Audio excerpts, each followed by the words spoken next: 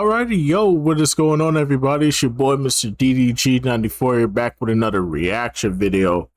And today we finna react to Nelly versus Chingy. What really happened? This should be an interesting video. One of those random beefs from the 2000s. Nelly versus Chingy. I ain't gonna lie. Chingy was getting the best of Nelly. I ain't going to Chingy was getting the best of Nelly, bruh. Because Nelly is not a lyricist, bruh. Like, that's one of Nelly's biggest flaws. Yeah, he could throw a little diss track or a sub at you. But for the most part, he ain't no lyricist, bruh. Niggas, anybody with somebody like Chingy with probably one of the most basic abilities of lyricism can run circles around Nelly, bro. He was giving Nelly the business. In the year 2000, St. Louis, Missouri was put on the map in hip-hop, largely due to the St. Lunatics. In particular, their breakout star, Nelly. The group, composed of Nelly, City Spud, Ali, Slow Down, and brothers Kiwan and Murphy Lee, was formed in the early 90s. Ali was not originally a member, but was the manager and behind the formation of the group. Originally, you were not in the group. I know that you were in the group back in college. Why weren't you in the St. Lunatics from day one? Why'd you start off as the manager? I started off as everything. The producer, the manager. I was putting together a team. You know what I'm saying? It was a team. They released some songs like the single Give Me What You Got. And then in 1999, Nelly signed as a solo artist to Universal Records, with St. Lunatics getting signed as a group as well. Nelly released his debut album, Country Grammar, in June 2000, which wound up going multi-platinum by the end of the year, and in 2016 became one of the first 10 rap albums to go diamond. The St. Lunatics released the platinum-selling album Free City in June 2001, which was titled that because City Spud was doing time in prison, and because of that, he was barely featured on the album. Around this time, another St. Louis rapper was getting a buzz as well, that being Chingy. Before he was going by Chingy, he was rapping under the name H Thugs as a part of the group Without Warning in the late 90s, before going solo and then forming the group Three Strikes along with the brother of St. Lunatics member Ali. The H in H Thugs comes from his first name, Howard, just like Nelly's rap name comes from his first name, Cornell.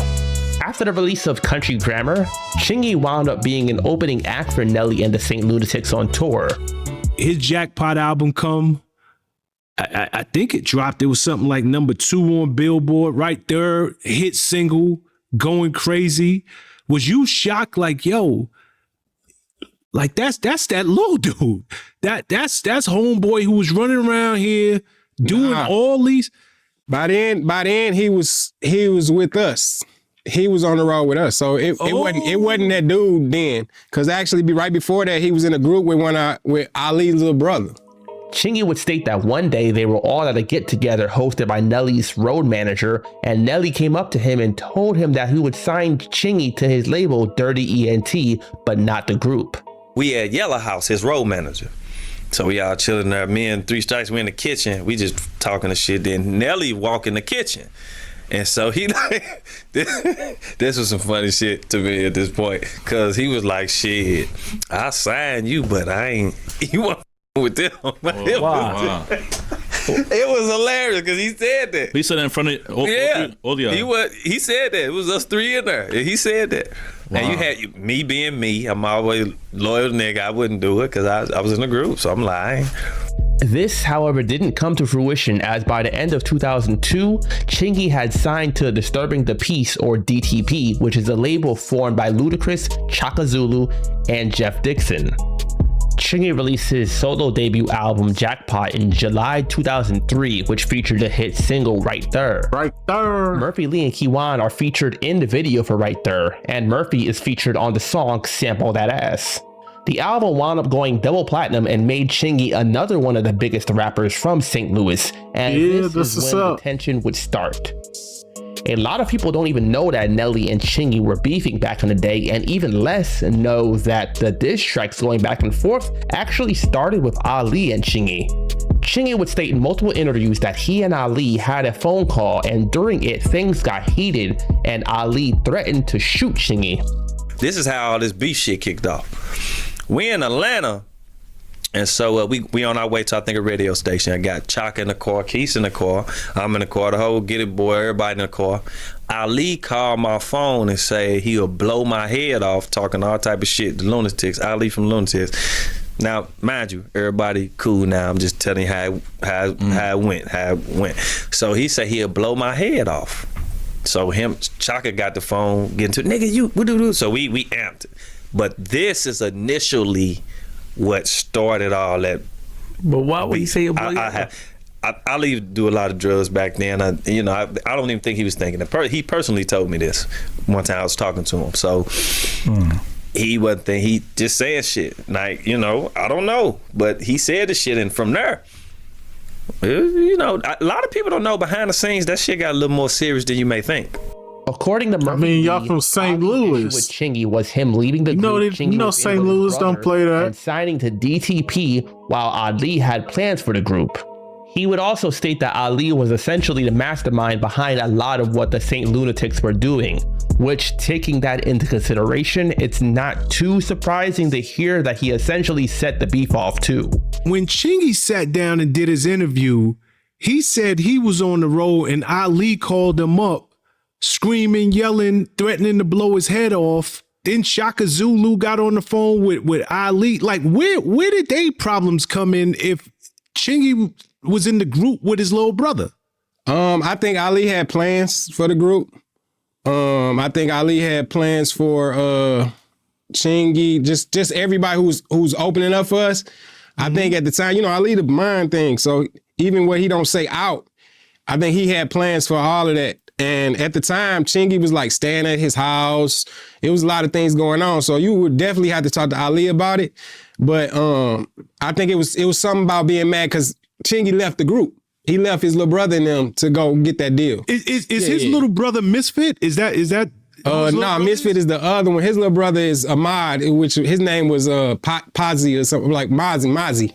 In a 2020 appearance on the Flip the Script podcast, Chingy would state that the diss track started after DJ Bishop, who was a mixtape DJ from St. Louis, put out a mixtape with Nelly and Chingy songs on it, and that the way the mixtape was put together made it seem as though the two were dissing each other, and that this occurred sometime in 2004. When did this record start to come into place? The diss songs. Now here we go.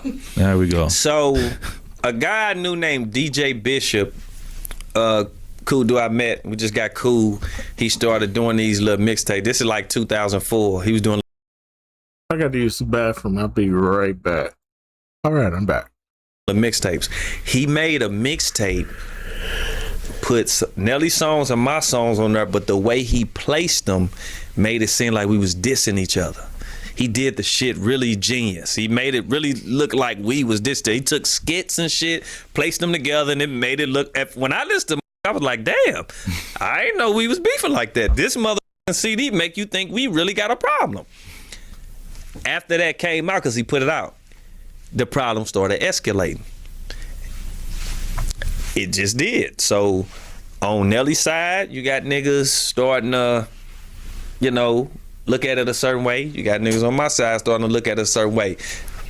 Now now diss records is coming about. So diss records is coming about. Ali made a diss record. Ironically enough, DJ Bishop would have his own beef of sorts with Nelly a few years later for a different reason. Man, these DJs was always starting beefs back in the 2000s. Didn't one DJ start a beef with Joe Budden in the game? Ali dissed Chingy on the track Get It Bitch, which is a reference to Chingy's group Get It Boys or GIB, who were featured on multiple songs on his second album, Powerballin'. On the chorus, Ali interpolates the chorus from the Tupac song Hit 'Em Up. In the beginning of his verse, he disses Chingy for leaving 49 Productions, Dirty ENT, and now leaving DTP.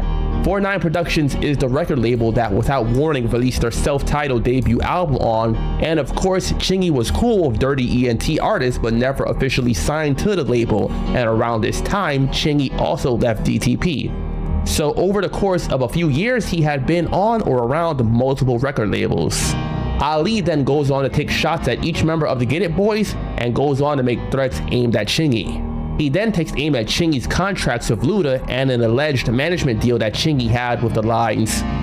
What I really want to know got me hot as gasoline. When Luda and them fucked you, did they use Vaseline?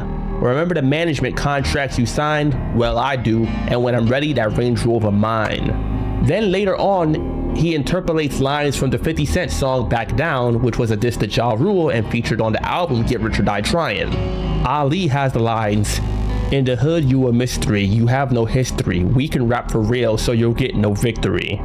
If you know Back Down, then you probably know that sounds very similar to the lines, "You could buy cars, but you can't buy respect in the hood. Maybe I'm so disrespectful because to me you're a mystery. I know niggas from the hood, you have no history." Speaking of 50 Cent, he mentions the fact that Chingy was considering signing a deal with 50 Cent as well with the lines, "Trying to sign with G-Unit, that'll be tense, cause I heard the song you got dissing 50 Cent."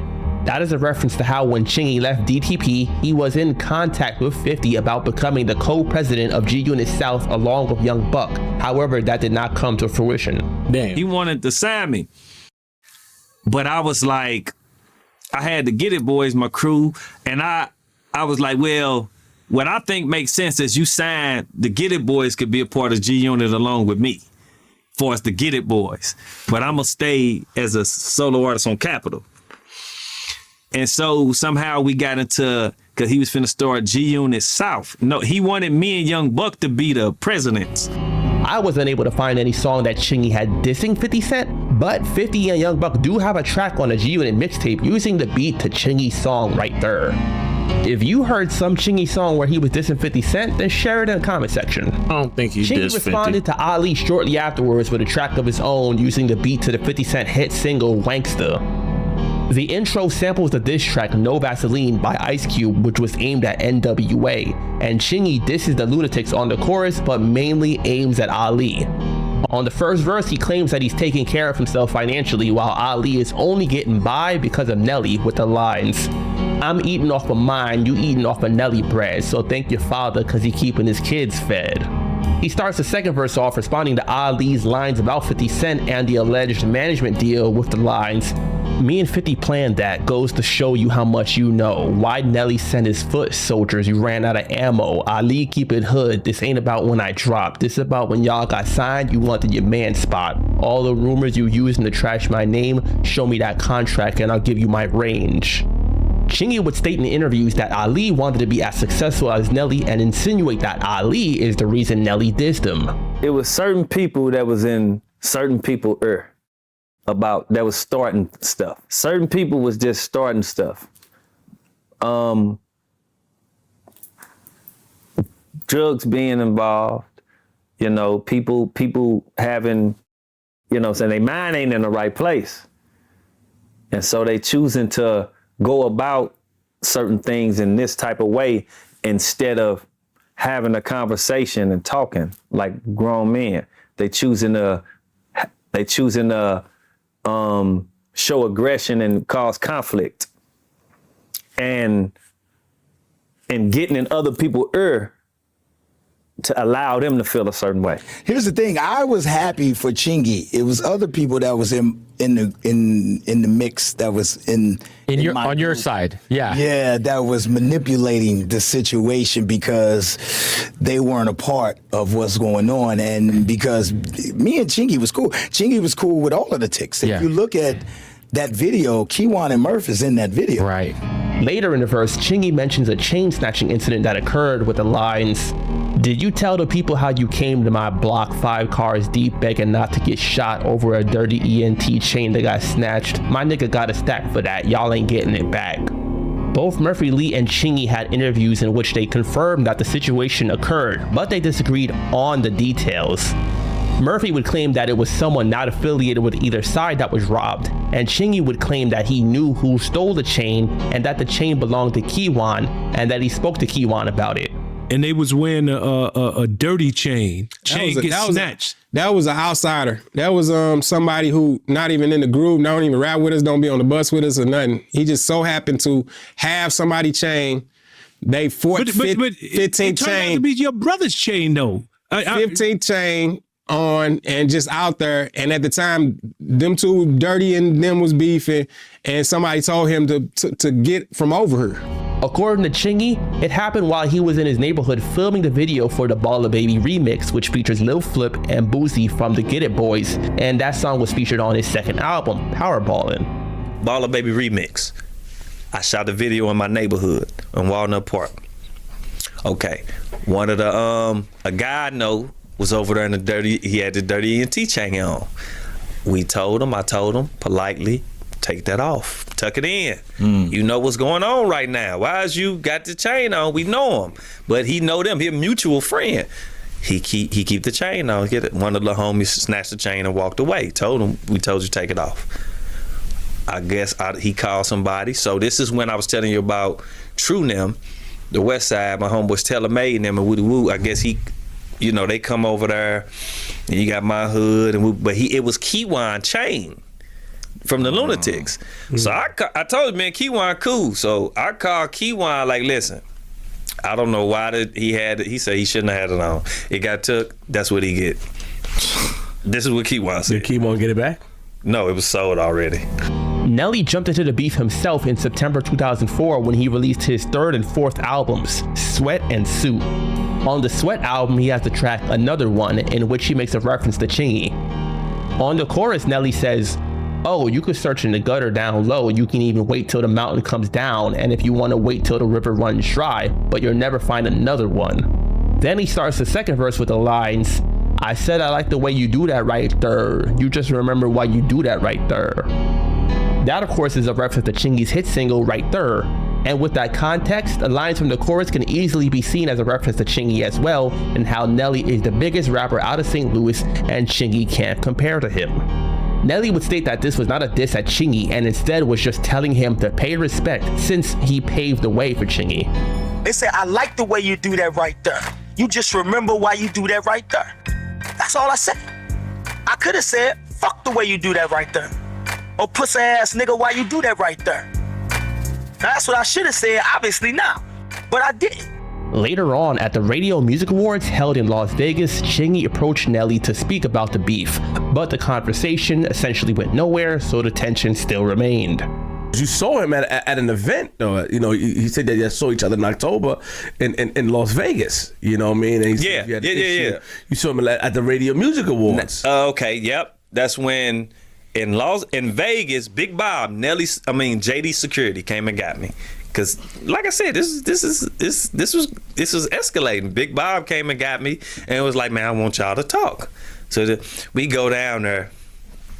I'm talking to him. Now, mind you, he can be cocky and arrogant. He ain't listening to shit I'm talking about. He's sitting there. He always got a cigarette. He had this drink, and I'm like, man, I don't got a problem. This didn't start from me. So he like, man, you ain't listening to this. I say, you know what, Dirty? We not getting nowhere. We could talk later.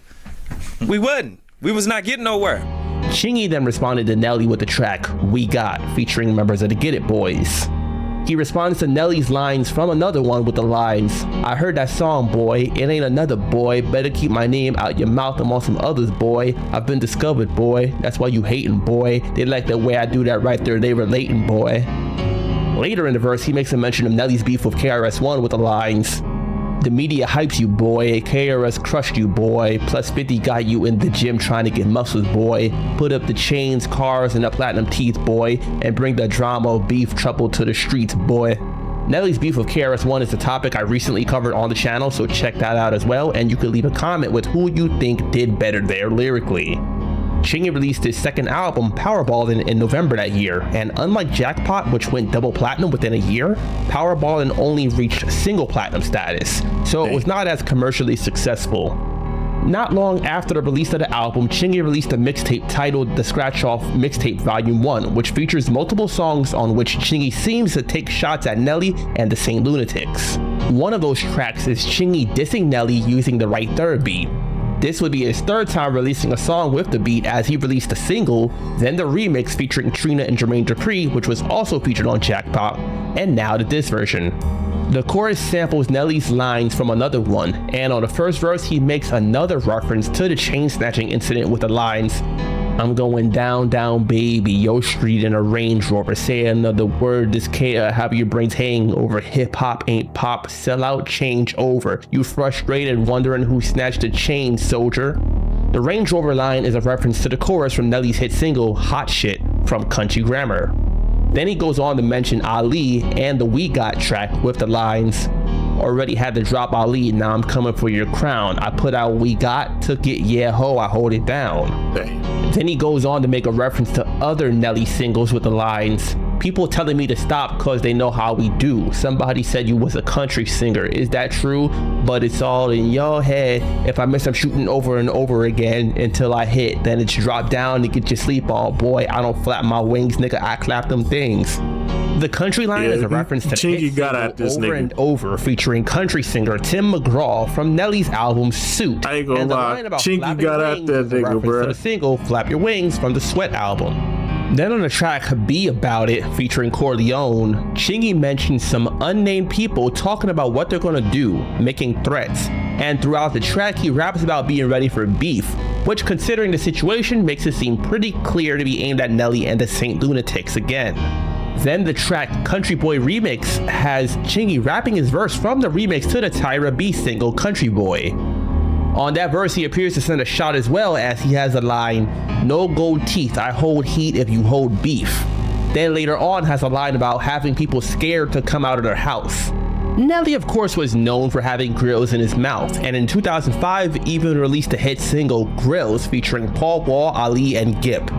Then on the track Northside Niggas, they sampled a song Drag 'Em in the River by New Orleans group UNLV, which itself was a diss track, and Chingy and the featured artist seemed to take aim again at Nelly and the Saint Lunatics, albeit no names being mentioned again. Then on the track Salute, Chingy has several lines aimed at people who are dissing him. For example, he has the lines, there's cats out here waiting patient to try to diss me, but fuck waiting, I got my heater and it's blazing.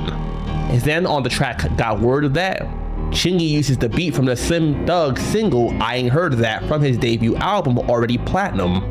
On the track, Chingy again has plenty of lines about staying strapped and having beef with some people. Then there's the track Fuck Yo Click, which seems pretty self-explanatory.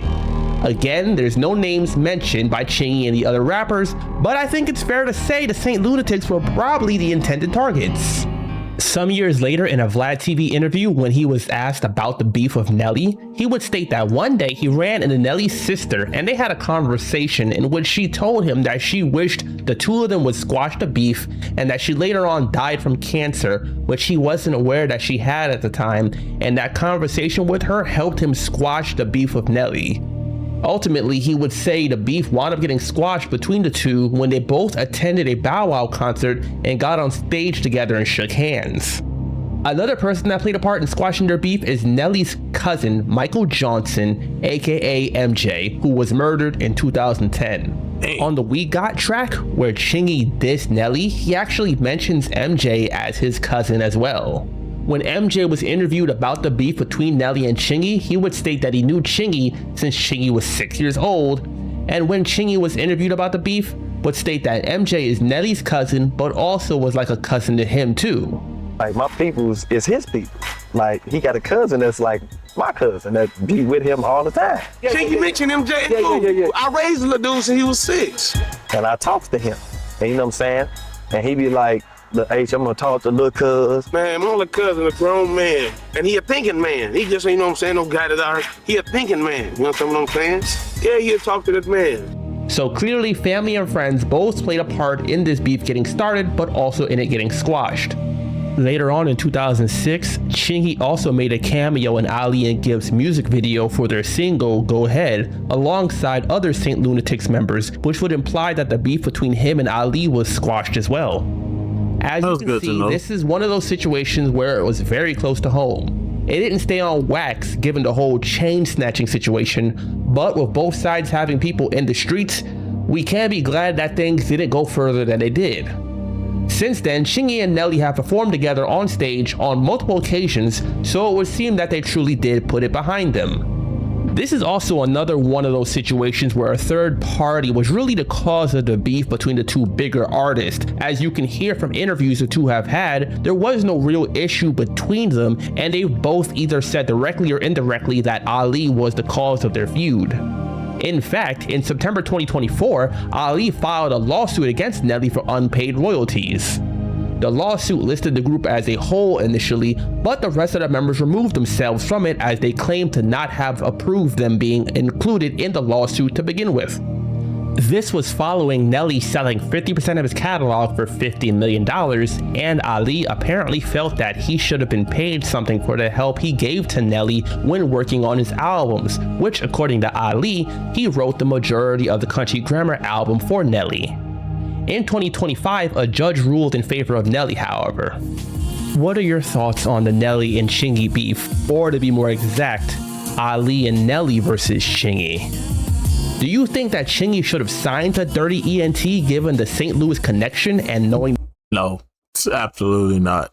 I think Chingy made the best decision going to Ludacris, and then that flipping. Then again, I think that shit went sour too.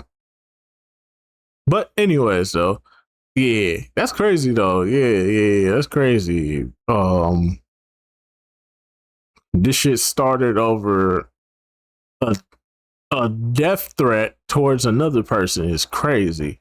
Yeah, I had to get at you too, but I don't think Nelly really even wanted any parts of that. I think Nelly was like, man, that's y'all problem. I'm over here chilling. I'm making platinum hit records. Why would I want to get involved with that? I feel him though. I don't think Nelly really wanted to get involved with that, but it ended up coming his way, and then he had to say what he had to say. But I ain't gonna lie though, that nigga Chingy got at him, bruh. But anyway, so that just gonna about do it for this one. I will see you all in the next video. Till then, deuces.